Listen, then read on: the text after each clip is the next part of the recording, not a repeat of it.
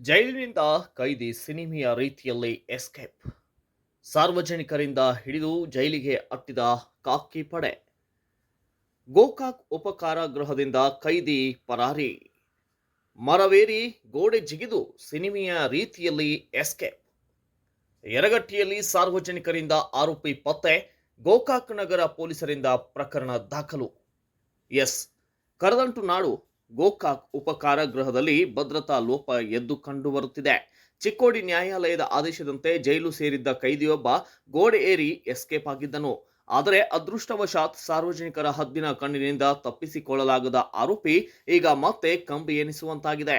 ಚಿಕ್ಕೋಡಿ ತಾಲೂಕಿನ ಉಮರಾಣಿ ಗ್ರಾಮದ ರಾಘವೇಂದ್ರ ಅಲಿಯಾಸ್ ರಘು ಶಿವಗೌಡ ಕರೆನ್ನವರ್ ಎಂಬ ವಿಚಾರಣಾಧೀನ ಕೈದಿ ಗೋಕಾಕ್ ಉಪಕಾರಾಗೃಹದಿಂದ ಎಸ್ಕೇಪ್ ಆಗಿದ್ದನು.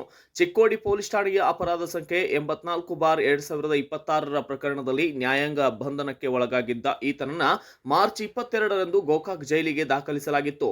ಆದರೆ ಜೈಲು ಸೇರಿದ ಕೆಲವೇ ಗಂಟೆಗಳಲ್ಲಿ ಆರೋಪಿಯು ಮಹಿಳಾ ಬ್ಯಾರೆಕ್ಸ್ ಮುಂಭಾಗದ ಕಾಂಪೌಂಡ್ ಪಕ್ಕದಲ್ಲಿದ್ದಂತಹ ಎಕ್ಕದ ಮರವನ್ನ ಏರಿ ಬಳಿಕ ಮರದ ಕಟ್ಟಿಗೆಯ ಸಹಾಯದಿಂದ ಹಿಂಬದಿಯ ಕಾಂಪೌಂಡ್ ಗೋಡೆ ಜಿಗಿದು ಎಲ್ಇಟಿ ಕಾಲೇಜ್ ರಸ್ತೆಯ ಮೂಲಕ ಎಸ್ಕೇಪ್ ಆಗಿದ್ದನು. ಜೈಲಿನಿಂದ ತಪ್ಪಿಸಿಕೊಂಡು ಯರಗಟ್ಟಿಗೆ ತಲುಪಿದ್ದ ಆರೋಪಿಯ ಬಗ್ಗೆ ಅಲ್ಲಿನ ಸ್ಥಳೀಯರಿಗೆ ಸಂಶಯ ಬಂದಿದೆ. ತಕ್ಷಣವೇ ಕಾರ್ಯಪ್ರವೃತ್ತರಾದ ಸಾರ್ವಜನಿಕರು ಯರಗಟ್ಟಿ ಪೊಲೀಸರಿಗೆ ಮಾಹಿತಿ ರವಾನೆ ಮಾಡಿದ್ದು, ಪೊಲೀಸರು ಮತ್ತು ಸಾರ್ವಜನಿಕರ ಜಂಟಿ ಕಾರ್ಯಾಚರಣೆಯ ಫಲವಾಗಿ ಪರಾರಿಯಾಗಿದ್ದ ರಾಘವೇಂದ್ರನನ್ನ ವಶಕ್ಕೆ ಪಡೆದು ಮತ್ತೆ ಜೈಲಿಗೆ ಒಪ್ಪಿಸಲಾಗಿದೆ. ಈ ಭದ್ರತಾ ಲೋಪದ ಕುರಿತು ಗೋಕಾಕ್ ನಗರ ಪೊಲೀಸ್ ಠಾಣೆಯಲ್ಲಿ ಪ್ರತ್ಯೇಕ ಕೇಸ್ ದಾಖಲಾಗಿದ್ದು, ಜೈಲಿನ ಭದ್ರತೆಯ ಬಗ್ಗೆ ಸಾರ್ವಜನಿಕ ವಲಯದಲ್ಲಿ ವ್ಯಾಪಕ ಚರ್ಚೆ ಆರಂಭವಾಗಿದೆ.